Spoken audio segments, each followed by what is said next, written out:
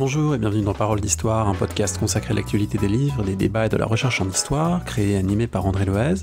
C'est la fin de la saison et avant la trêve estivale, 2 épisodes à vous proposer.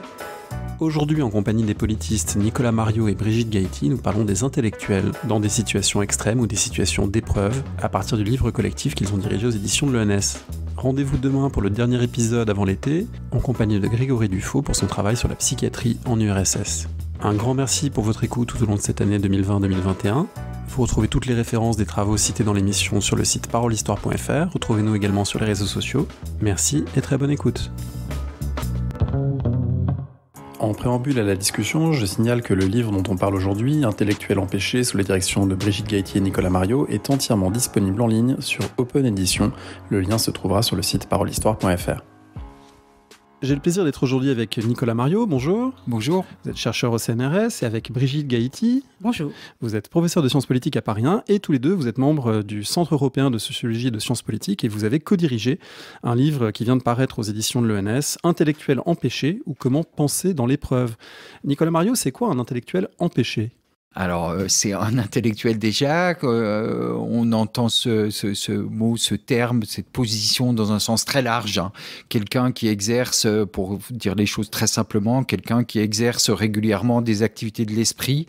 Voilà, il lit, il pense, il réfléchit et le plus souvent, on va voir que c'est très important dans le livre, il s'exprime devant un public, pour un public, soit directement dans une salle de classe, dans le cadre d'une conférence, ou via des livres, évidemment, à un public plus large. Alors ça, c'est en temps normal, et du coup, l'empêchement, ça consiste en quoi ? Eh ben, quand il est entravé, quand il peut plus exercer librement, naturellement ses activités spirituelles, on va dire, c'est-à-dire qu'il manque de stylo, il a plus ses livres, il a plus son bureau, on l'oblige à faire autre chose, on l'enferme en prison, on le met dans un camp, on lui fait faire des travaux forcés, ou il tombe malade, par exemple, c'est aussi évidemment une autre forme d'empêchement sur laquelle on pourra s'arrêter. Et puis il y en a d'autres aussi, par exemple même la fuite dans le désert, le fait d'aller en terre exotique lointaine, de se retrouver dans un milieu qui n'est plus le sien, où on ne peut plus exercer, on va dire, son activité normale de façon évidente, simple, quotidienne, pourrait-on dire. Alors Brigitte Gaëty, ça renvoie, ce qu'a dit Nicolas, à travers la prison, le camp, le travail forcé, etc., à toute une série d'épisodes, en particulier de l'histoire du XXe siècle, de l'histoire des intellectuels, qui correspondent à des moments de confrontation avec ce qu'on a coutume d'appeler la grande histoire, avec des événements qui vont perturber leur routine. Alors, c'est intéressant parce que effectivement, dans les situations historiques, dans le titre du livre qu'on a mis longtemps à trouver et à retrouver, les 2 mots comptent. Hein, donc, les intellectuels, ça, on vient d'en parler, les situations. En fait, hein, l'empêchement, en tout cas, on peut l'exprimer comme le comprendre comme une situation, et des situations historiques, bien entendu. Mais ça peut être des situations pathologiques, des situations psychologiques, de fuite. Voilà, ça peut être des situations connues comme l'établissement de ces intellectuels en usine, voilà, etc. Donc, en fond, qu'est-ce qu'on entendait par ces situations historiques ? C'est des moments durant lesquels l'activité ordinaire, instituée, qu'on fait sans y penser, devient difficile à reproduire. Et donc, d'une certaine façon, comment fait-on ? Et c'est comment penser dans l'épreuve ? Moi, j'aimerais rajouter comment continuer dans l'épreuve. Est-ce qu'on peut continuer ? Est-ce que ça veut dire quelque chose de continuer ? Est-ce qu'on fait la même chose, même quand on a l'impression qu'on fait la même chose ? Voilà, dans des situations comme celle-là, où tout d'un coup, on va forcer le trait, on va... j'appelle ça faire une sorte de performance, voilà, c'est-à-dire où ce qui était ordinaire demande des mobilisations nouvelles, de ressources qu'on ne se souvenait plus avoir, en fait. Hein. Et donc, effectivement, des situations historiques, donc les camps. Un des points, moi, au départ du projet, c'est intéressant d'ailleurs comment on retrouve parfois des livres qu'on a aimés, qui nous ont marqués quand on était jeunes. Moi, c'est vraiment Michael Polak, en fait. Hein. C'est comme dans le travail sur le maintien d'identité dans les camps de concentration. Ça, c'est quelque chose qui m'avait marqué jusqu'à arracher des larmes. Hein. C'est vraiment un des premiers travaux de sciences sociales qui soit aussi, je trouve, prenant et qui posait cette question-là. C'est-à-dire, comment on continue dans des situations dans lesquelles tout est fait pour détruire qui vous étiez, en fait. Hein. Et donc, voilà, c'est un peu cette question-là. Du coup, la question de l'intellectuel, pour moi, était sans doute moins importante. Ce livre, c'est un laboratoire, en fait. Hein. On prend plein de situations. Et on voit comment on a réduit une variable, c'est-à-dire on n'a pas pris des ouvriers, des employés, des femmes, des hommes, on n'a pas insisté sur ça, on a insisté sur qu'est-ce que devient un intellectuel dans de multiples situations qu'on peut décrire sous le terme de l'empêchement. Alors cet empêchement, il a déjà fait l'objet de travaux. Vous avez cité Michael Pollack, mais on pourrait citer d'autres livres qui se sont intéressés notamment à l'expérience des camps, au fait que la culture est un moyen de tenir, de résister, d'exister, etc. Mais pourtant, vous en démarquez dès l'introduction de Nicolas Mariot en disant, pas dans ces termes-là, mais on ne va pas faire une historiographie avec un happy ending en disant que la culture, finalement, est ce qui permet de tenir. On n'est pas dans ce registre-là. Ça a déjà été exploré, ça a un intérêt, mais c'est pas tout à fait le projet. Votre livre ne consiste pas à dire, bon ben voilà, les intellectuels placés en situation extrême, ben finalement c'est la grande philosophie ou la grande poésie qui fait tenir. C'est pas exactement ça votre idée. Non, exactement. Je pense que le travail il est complémentaire de ce qu'est l'historiographie des intellectuels la plus classique, complémentaire au sens où jusque-là, il me semble qu'on s'est beaucoup intéressé au contenu des œuvres même qui ont pu être produites dans les camps, en prison, etc., dans ce type de situation-là. Et nous, en fait, bien sûr, les œuvres sont présentes dans le livre, mais elles ne sont pas au cœur. Ce n'est pas un matériau pour travailler. Ce qui nous intéresse, enfin, ce qui m'intéressait moi en particulier là-dedans, c'était essayer de comprendre en quoi ces situations devenaient révélatrices en creux de ce que c'était que les fondements de l'intellectualité. C'est ça qui m'intéresse. Qu'est-ce qui remonte à la surface, en quelque sorte, quand on n'a plus rien, hein? Qu'est-ce qui reste à ces gens pour faire face? Qu'est-ce qui les a très profondément constitués en tant qu'intellectuels? Comment est-ce qu'ils résistent effectivement à ces situations d'empêchement? Et aussi, évidemment, quand même un peu, qu'est-ce que font les autres? Ceux qui ont pas ces armes-là pour résister. Et puis, ce qui complexifiait la situation et ce qui rend le cas des intellectuels intéressant, je crois, sous ce rapport à l'intellectualité justement, c'est que l'empêchement, là on a beaucoup parlé d'empêchement subi, le cas de l'enfermement, de la prison, des camps, etc., etc. Mais il y a aussi des formes qu'on appelle dans le livre d'empêchement choisi. Hein, c'est toutes les formes de retrait dans un cloître, à l'internat, choisir sa tour d'ivoire, faire le choix du désert.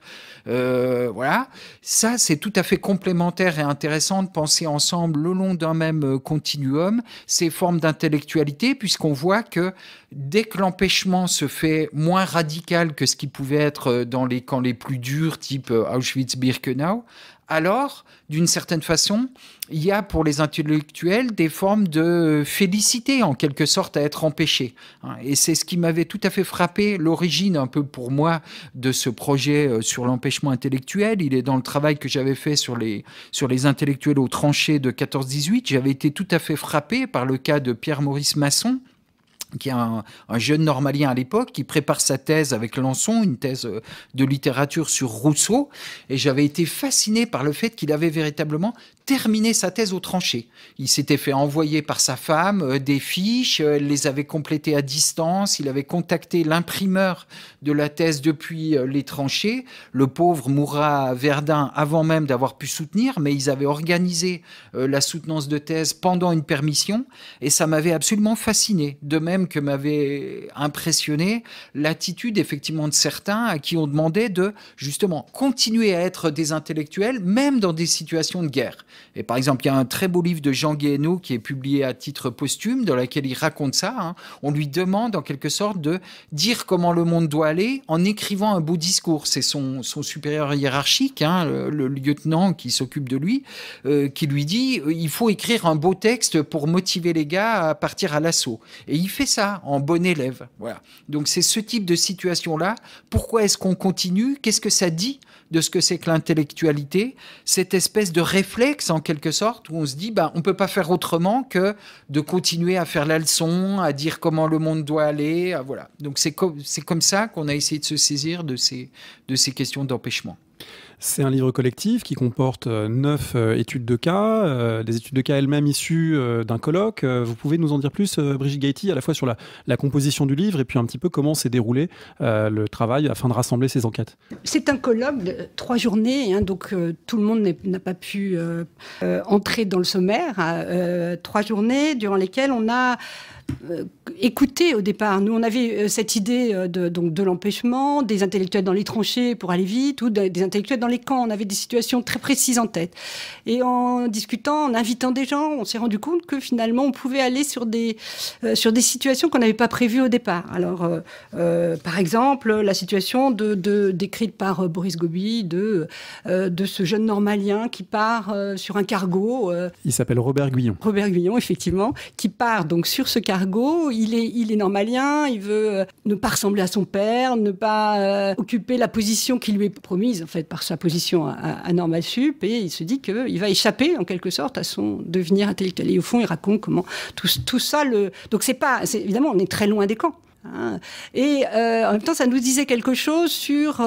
qu'est-ce qui se passe quand on refuse une position, et au fond, où tout vient vous la rappeler. Et notamment les autres hein, qui lui font écrire des lettres parce qu'ils savent moins bien écrire. La différence, il a des ampoules aux mains dès qu'on lui fait balayer le pont, etc. Donc voilà, des choses de cet ordre-là. Qu'est-ce que ça voulait dire au fond? Comment on n'échappe pas complètement à qui on était, on devait, ce qu'on devait être en fait. Voilà. Et comment ça revient par les autres, par le journal intime, par finalement le devenir futur, puisque Robert Guillon va finalement faire des livres sur ses aventures maritimes et sur la mer, sur l'exil.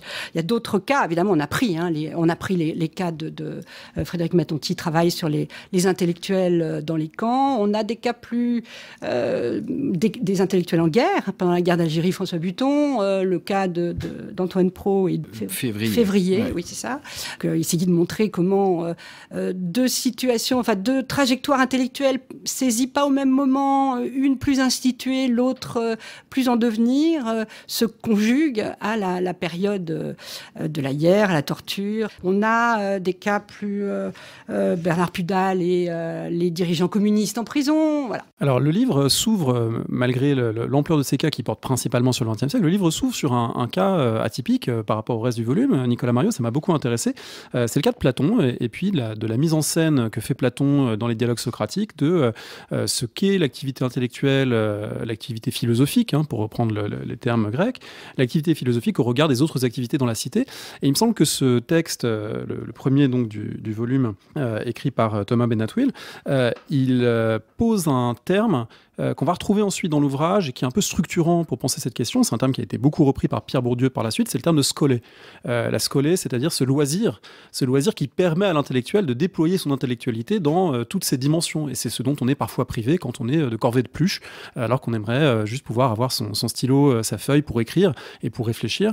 Eh bien, la scolé, avoir ou disposer ou pas de cette scolé, de ce loisir, c'est quelque chose qu'on va trouver un peu en filigrane dans le volume.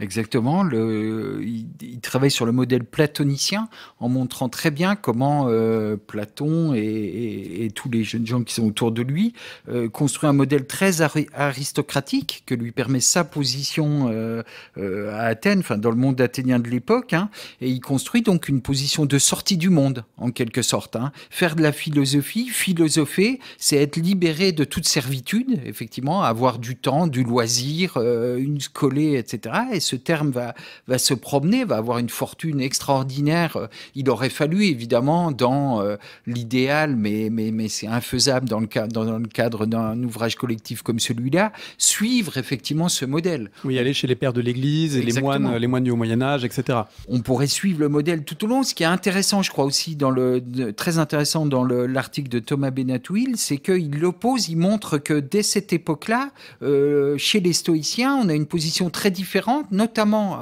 en raison de leur origine sociale. Hein. Dès cette époque-là, les stoïciens disent on pourrait accepter de se faire rémunérer pour notre expertise, notre savoir en matière de pensée, etc., etc. Donc on a déjà cette opposition, cette ambivalence très forte entre la sortie du monde, la scolée, l'art pour l'art, voilà, le repli sur soi, etc. Et puis de l'autre côté, une activité qui peut être rémunérée, qui est plus experte, on va dire, dans les deux modèles qu'on connaît aujourd'hui. Paradoxalement, ce moment de l'empêchement peut donner de la place à cette scolée, à ce loisir. J'ai été frappé notamment par l'article de Frédéric Le Baron sur Jean-Paul Sartre durant la drôle de guerre. Brigitte Gaëty, on pourrait penser que Sartre mobilisé dans une unité, alors pas vraiment combattante, mais en tout cas mobilisé sous l'uniforme en 1939-1940, manquerait de temps pour se livrer à des activités intellectuelles. Et c'est l'inverse. Frédéric Le Baron dit que c'est le moment d'accumulation maximale de lecture, d'écriture. Finalement, la scolée à l'armée, il en a trouvé. Oui, il n'a jamais autant travaillé, dit-il. Il travaille des heures et des heures. Il réussit. Il fait des petits exploits, au fond. Il reconstitue, dit-il, la turne. Il reconstitue le cours. Il fait venir les gens. Il les met autour de lui. Et il veut qu'on l'écoute faire cours. Voilà. Et donc là, on a vraiment aussi un des points, ça nous a fait surgir un point, c'est-à-dire qu'un intellectuel aussi, c'est quelqu'un qui est reconnu comme tel. C'est-à-dire que c'est pas seulement celui qui pense tout seul, qui a des valeurs morales, qui a des valeurs, qui a lu, etc. C'est aussi quelqu'un qui peut se mettre dans les situations de l'intellectuel, c'est-à-dire celui qui donne des leçons.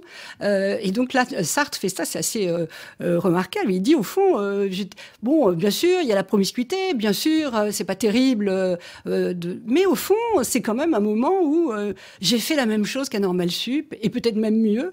Et c'est même un moment où, dit-on, il va transformer sa philosophie. Donc tout le monde va insister sur cette rupture intellectuelle. Hein. Il devient le Sartre plus social à ce moment-là dans sa philosophie. Mais au fond, ce qu'on voit pas, c'est que il le fait en étant encore plus lui-même dans un moment de rupture, c'est-à-dire en étant un intellectuel qui peut complètement se déployer dans un moment fermé, en trouvant à la fois avec Simone de Beauvoir, à qui il envoie des lettres, son alter ego qui n'a pas disparu non plus. Hein, on n'est pas dans une situation d'empêchement radical. Il garde des liens. Et puis, avec ses soldats qu'il convoque comme des élèves et à qui il peut continuer de faire cours. Hein.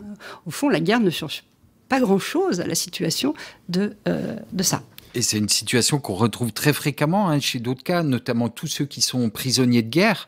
Là, il y a le cas montgrédien dont je parle un petit peu, Norbert Elias aussi sur l'île de Man, Fernand Braudel qui va en partie, enfin très largement écrire sa thèse, même réécrire plusieurs fois la thèse, alors avec l'aide à chaque fois d'une bibliothèque, parce qu'ils sont dans des camps d'officiers et effectivement dans des oflags et pas des stalags, et donc ils recréent véritablement dans le camp, c'est tout à fait frappant, une petite université avec des cours, avec des recteurs, avec des inscriptions. Et alors, dans le cas français, on copie évidemment sur le modèle de l'université française. Et dans le cas d'Elias sur l'île de Man, où ce sont essentiellement des Allemands, ils prennent le modèle allemand avec le Privatdosen. Et c'est étonnant à quel point on a l'impression que la situation de danger, d'incertitude, de malaise, évidemment, dans lesquels ils sont enfermés, il faut bien le dire, ils sont prisonniers, etc., les incite à, en quelque sorte, durcir ce qu'ils sont, essayer vraiment de continuer à être malgré tout. Et du coup, ils prennent les formes les plus instituées, etc. Ils essayent de reconstituer ce qui faisait leur quotidien, leur ordinaire. Continuer à être, est-ce qu'on pourrait traduire ça par régression vers l'habitus ? Est-ce que c'est quelque chose aussi qui transparaît si on utilise ce vocabulaire de Pierre Bourdieu ? Moi, je reprends l'expression, Brigitte dira peut-être 2 mots après, mais je vais en dire ce que j'entends par là très fortement, très rapidement, avec 2 exemples pour le montrer, je crois, qui me frappent dans le livre. C'est-à-dire, d'un côté, j'utilise un peu le petit livre magnifique de Ruud Kluger, qui raconte son expérience très jeune d'enfermement à Birkenau, et qui se souvient que sur la place d'appel de Birkenau, tous les matins, elle récitait de la poésie dans sa tête pour faire passer le temps, résister au froid, etc., etc., penser à autre chose.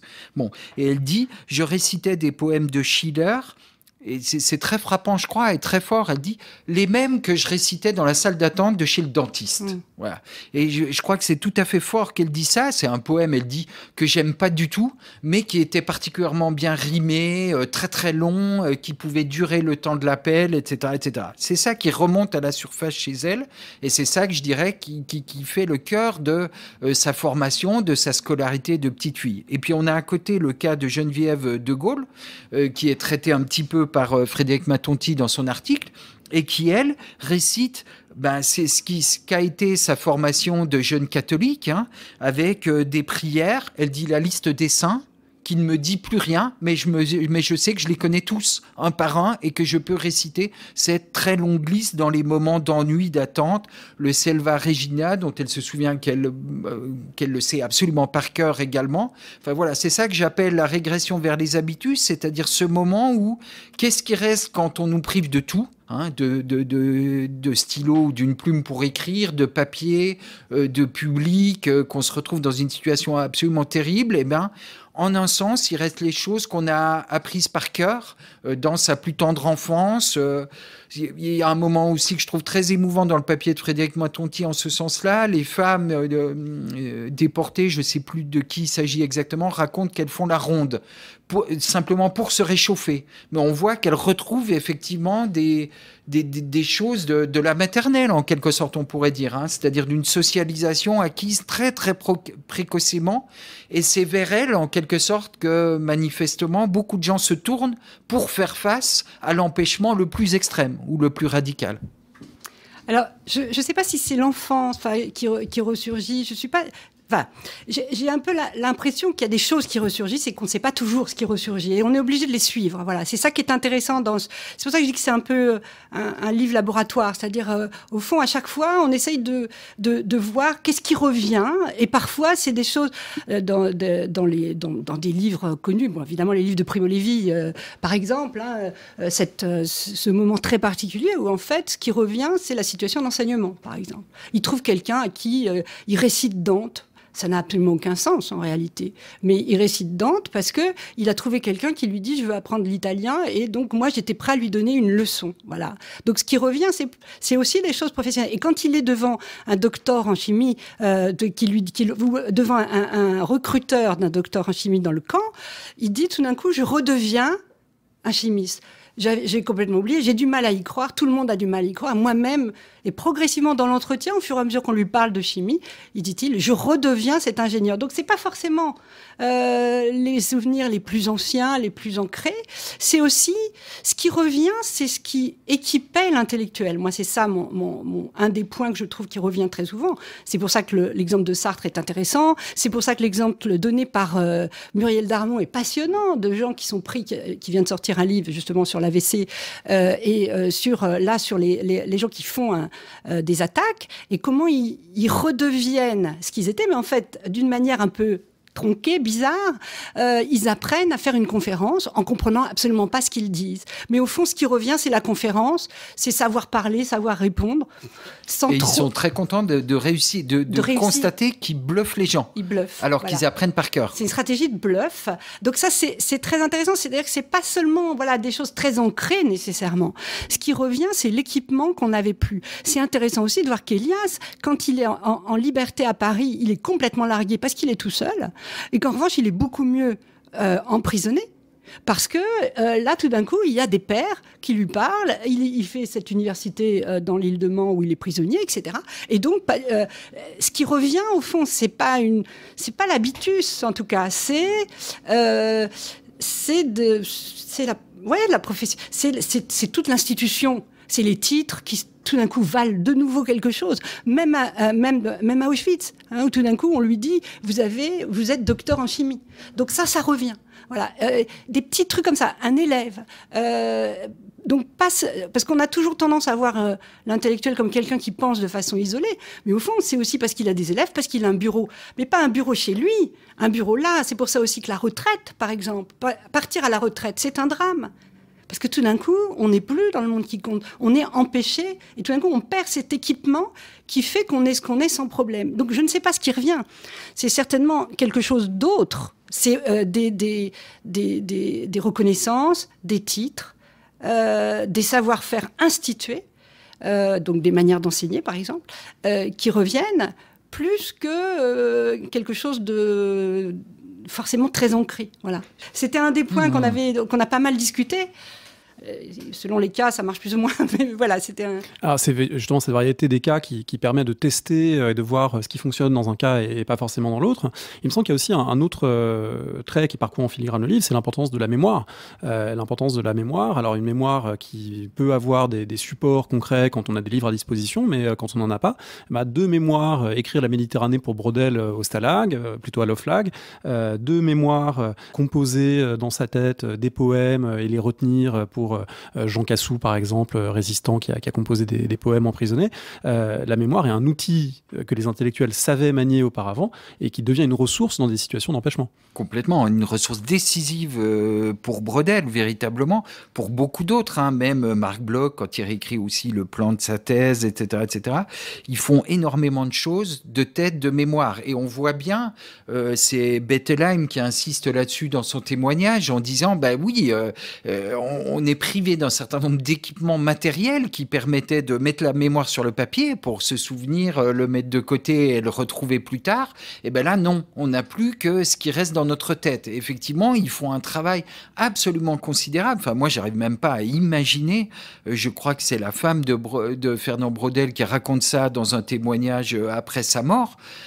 J'ai tout à fait du mal à imaginer, mais apparemment, il a réussi de mémoire à se souvenir d'un nombre considérable des fiches qu'il avait compilées avant l'entrée en guerre et à pouvoir écrire comme ça, en quelque sorte de tête, avec quand même une partie des livres de la bibliothèque du camp, mais bon, très largement de tête avec le matériau qu'il avait récupéré avant, ce qui faisait effectivement toute son identité, effectivement, ce en quoi il avait mis tout ce qu'il était et la préparation de sa thèse jusque-là.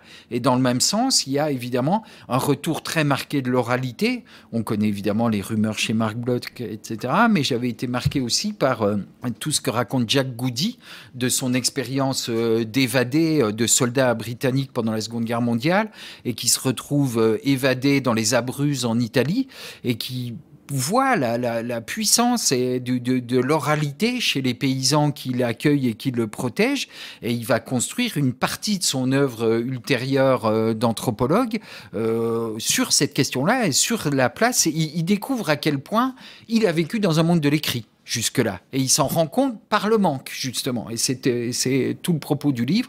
Et du coup, il va essayer de remettre en avant une place forte à l'oralité. C'est très frappant au passage de voir qu'il y a quand même un certain nombre de grandes œuvres des sciences sociales ou de grandes carrières dont la jeunesse s'est faite en situation d'empêchement. On a cité Braudel, Goody, on pourrait aussi citer Roland Barthes et le passage au sanatorium qui a été un moment décisif. Alors il n'est pas évoqué par un article du livre, mais vous en parlez à plusieurs reprises. Ça a été là aussi un moment presque d'accumulation primitive du savoir, ensuite qui va se redéployer toute une carrière durant.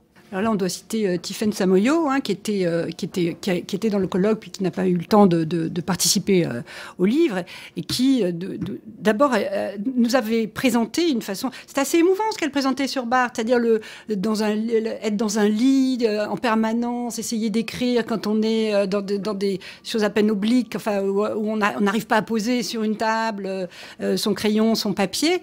Et puis, il y avait aussi toute une réflexion qui était intéressante chez Tiffaine Samoyo, qui était... autour de la fiche, de l'apprentissage. C'est-à-dire comment, quand on est dans des situations où on n'a pas le temps d'écrire beaucoup de choses, comment on va ficher, comment on va constituer une espèce de petite bibliothèque de savoir dans un monde où on est entravé de partout, entravé physiquement, entravé dans le temps disponible, etc. Donc ça, je trouve que c'était intéressant. Elle raconte qu'il lit effectivement, qu'il met en fiche Michelet au sanatorium, et que c'est effectivement le début de ce gigantesque fichier dont vous soulignez ça, effectivement, l'œuvre de Barthes, alors c'est peut-être exagéré de le formuler ainsi, mais est en partie constituée sur ce fichier du sanatorium qui va enrichir évidemment tout au long de sa vie ensuite, mais qui va constamment réutiliser. Il n'abandonnera jamais cette manière de travailler,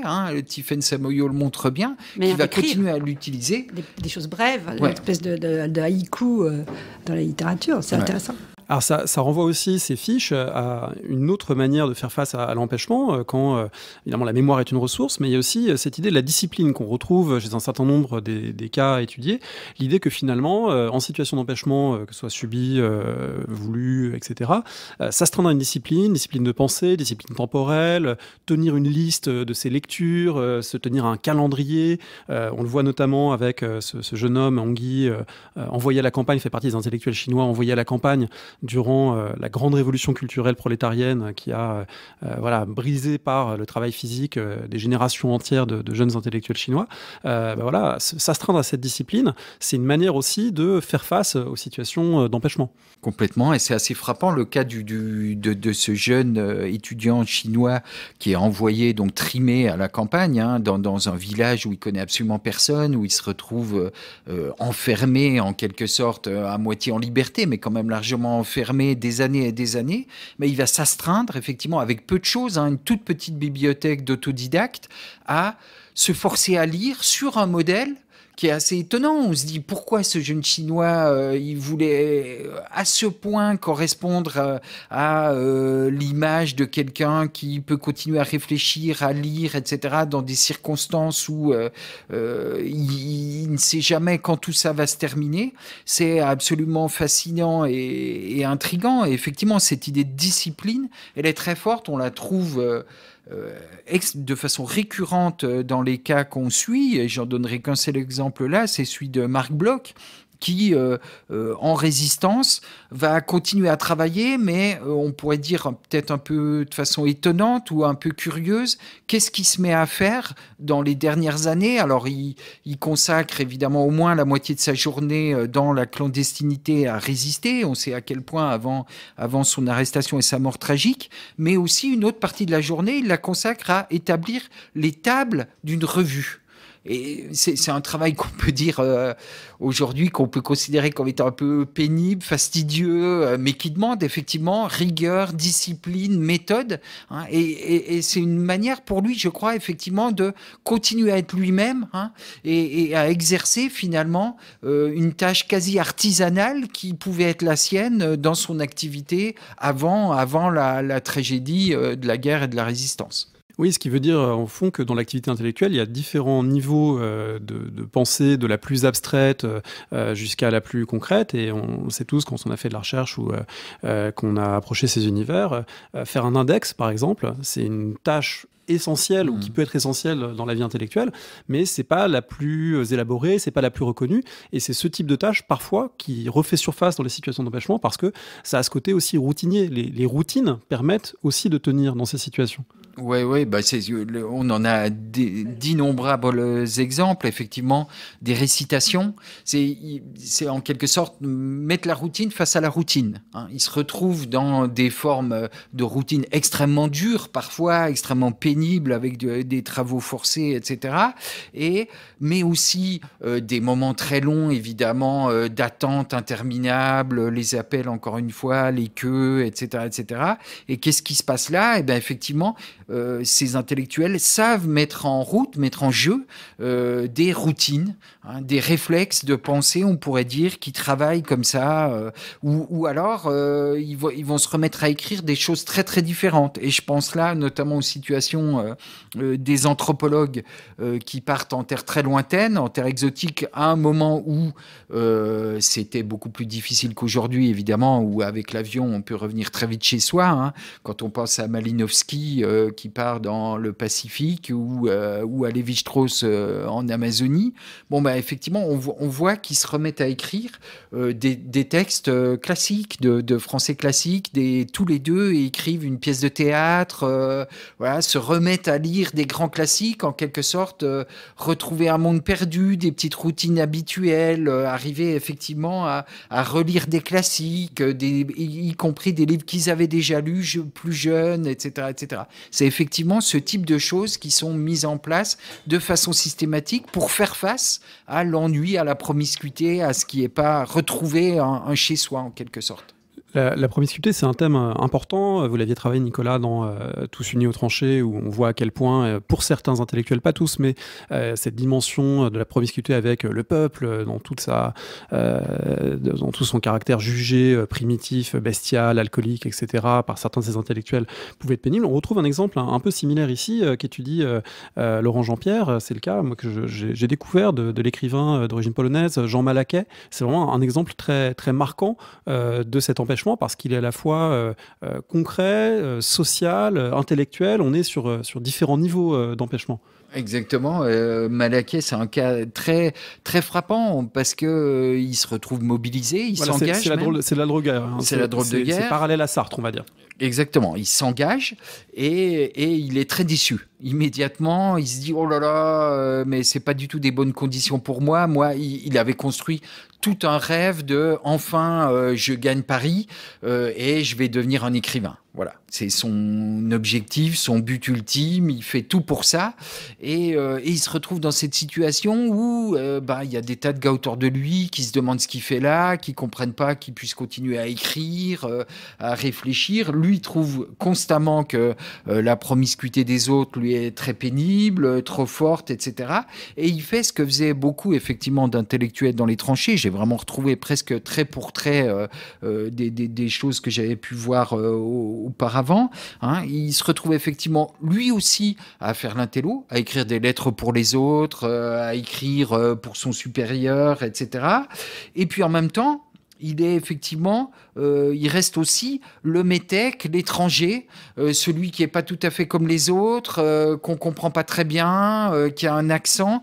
Donc il est dans une position extrêmement étrange et difficile, un peu sur un fil. Et Laurent Jean-Pierre analyse très très bien ça. Il fait face.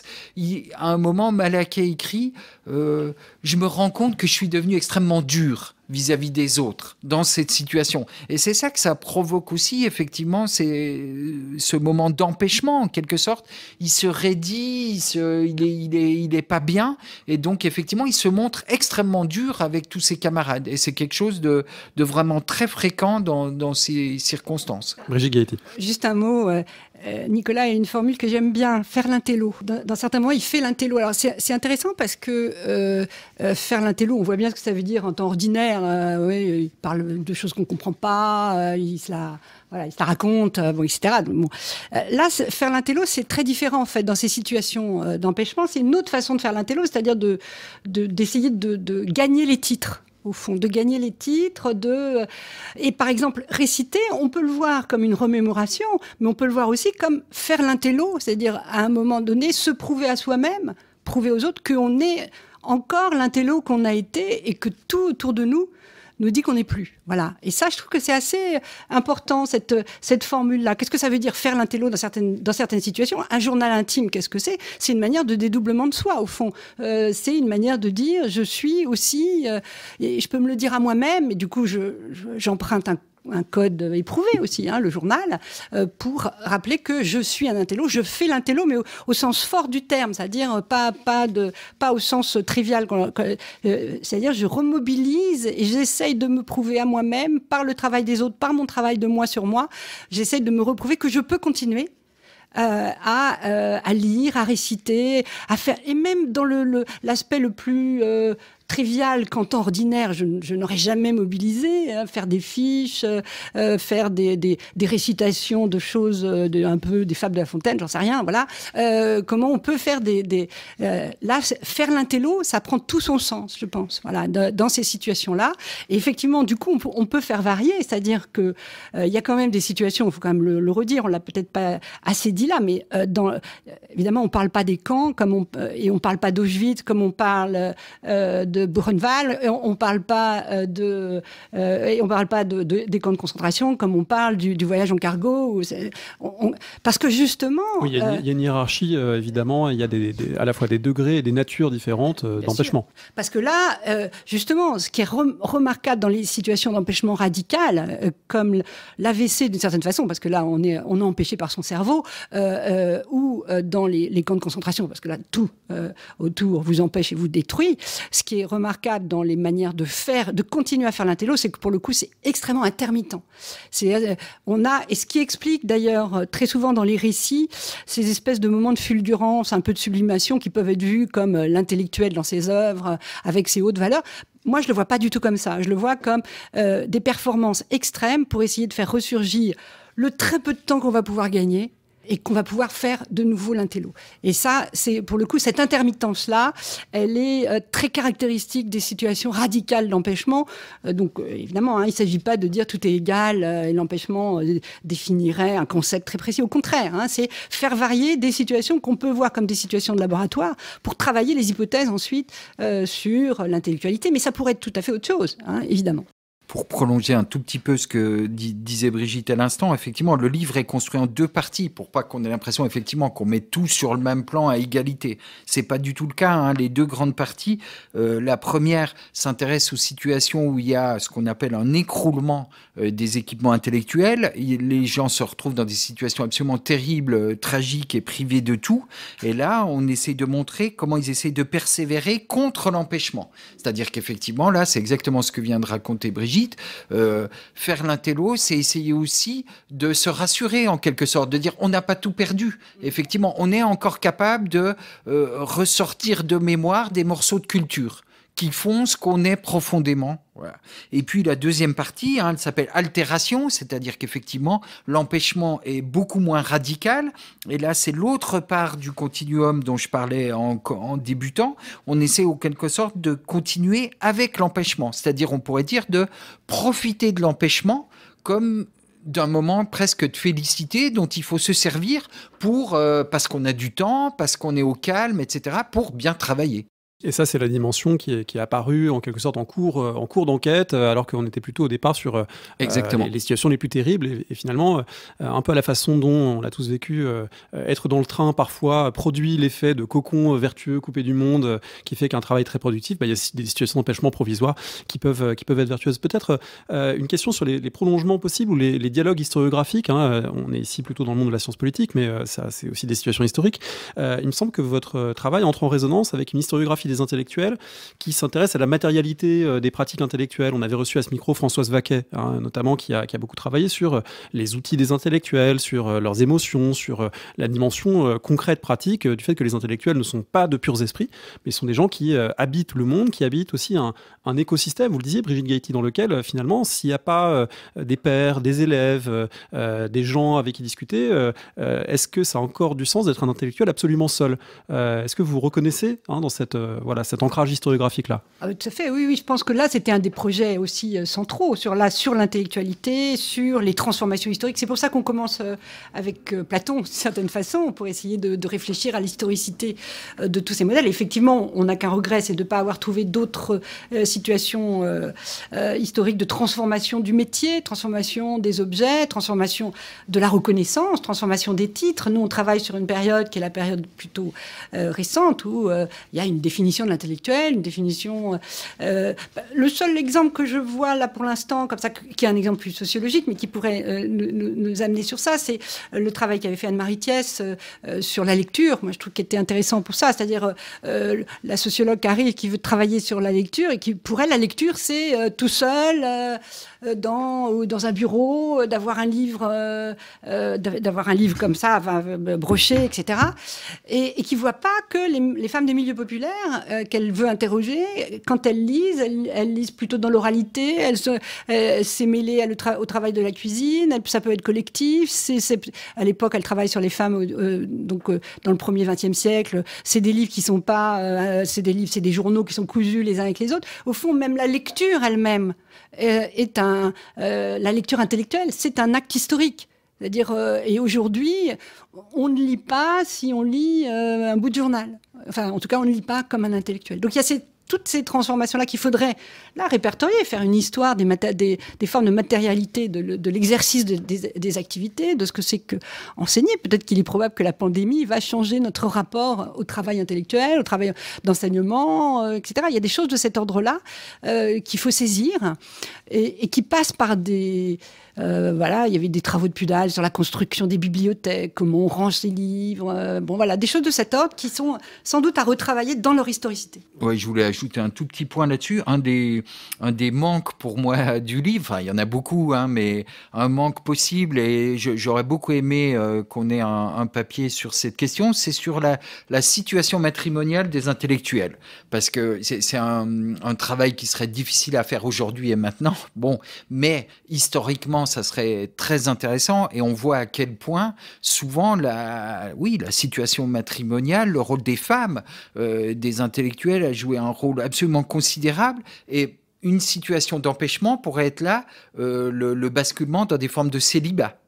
Pour X raisons, qu'est-ce qui se passe quand monsieur, chez qui tout était assuré par madame, y compris la relecture des manuscrits, etc. Je pense à Émile Durkheim, par exemple, qui avait une écriture atroce. Seule sa femme, ou presque, était capable de le relire facilement et de transformer le manuscrit en tapuscrit, etc.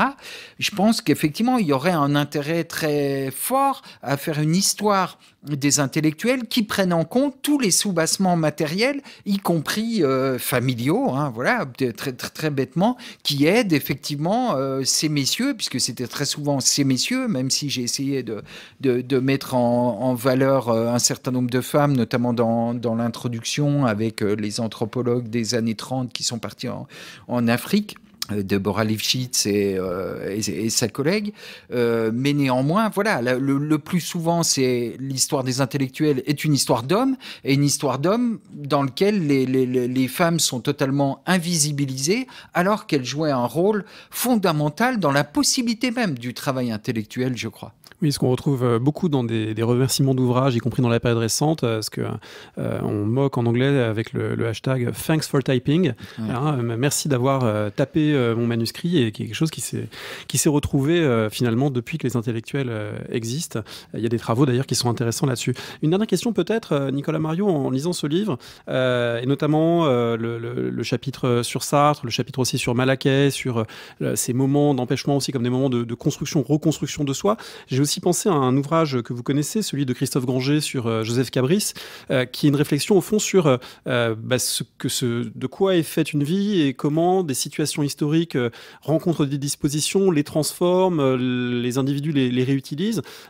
C'est aussi un travail qui peut être utile au fait de renouveler l'approche biographique et ne pas en faire ce récit linéaire continu dont on sait qu'il est pas réaliste. Oui, complètement. Et souvent, moi j'avais été frappé par ça en travaillant un petit peu sur la Grande Guerre, voir à quel point, excepté pour les spécialistes, elle reste souvent dans les parcours biographiques des gens une parenthèse. On saute par-dessus, en quelque sorte, en imaginant à peine ou en rappelant que la personne a été soldat ou a été, bon, je ne sais pas, on peut imaginer des tas de choses, envoyées dans un bureau ailleurs, etc., etc. Mais il y a une forme de coupure. Or, on voit bien à quel point, évidemment, ces situations sont centrales dans la construction ou la reconstruction des parcours biographiques des individus, et il y aura évidemment un intérêt très fort à les prendre beaucoup plus en compte. J'espère pour ça que le livre donnera envie à d'autres de prolonger un certain nombre des questions qu'on a ouvertes, là, un peu sous une forme programmatique parfois. Ben, c'est ce qu'on espère avoir fait avec cette émission. Alors je vais vous demander pour terminer à chacun, est-ce que vous avez un conseil de lecture que vous voudriez partager ?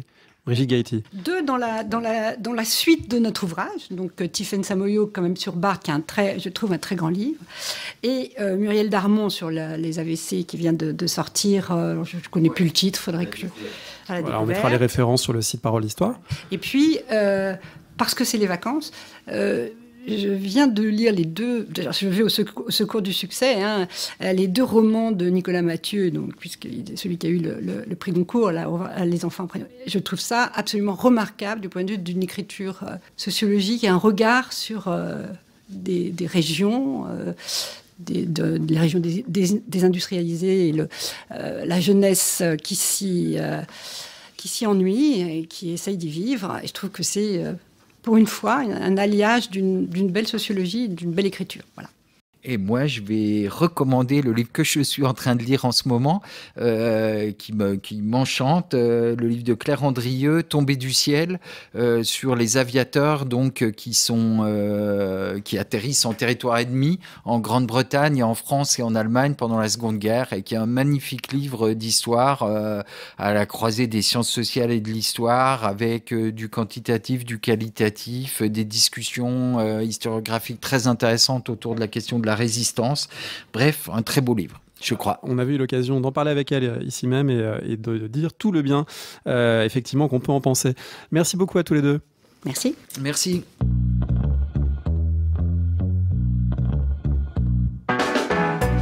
Merci de nous avoir écoutés. Rendez-vous sur le site www.paroledhistoire.fr pour toutes les informations sur le podcast, pour vous abonner, écouter ou télécharger les autres émissions.